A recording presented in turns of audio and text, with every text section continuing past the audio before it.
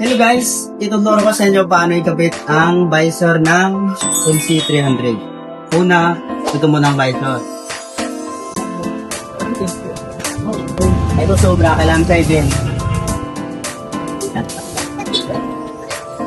Okay guys, paano install yung flip para sa visor na LC300? Ito, merong maliit, merong malaki. Itong maliit ay para dito sa dito banda. Ganyan po siya. Ay, dito po.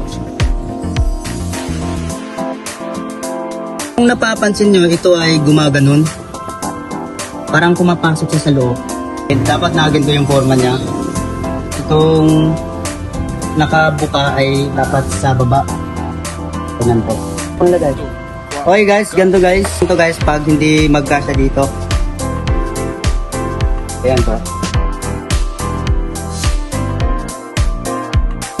Tapos, itutulak nyo lang siya dyan.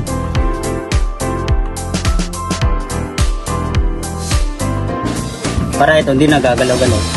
So, hindi na ito nagagalaw. Kung nakikita nyo guys, ito ay gumagalaw-galaw. So, ganito lang, ito lang.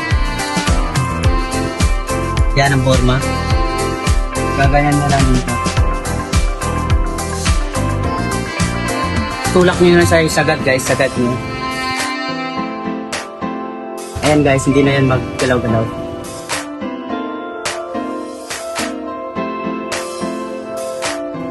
Okay guys, para naman dito sa second row, pagkabit ng clip sa visor. Dito naman banda ay, ito naman ay malaki. Ito siya, malaki. Baliktad ito man. Ito naman yung mauna.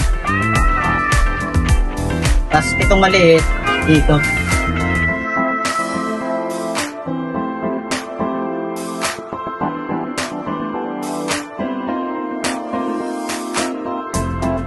Pihitin nyo lang kunti pag ayaw.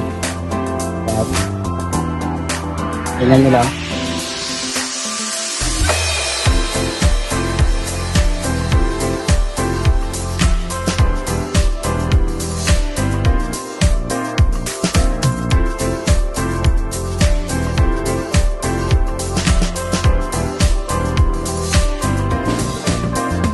Five to 6 days bago nyo ibaba itong window para yung adhesive niya didikit na maayos.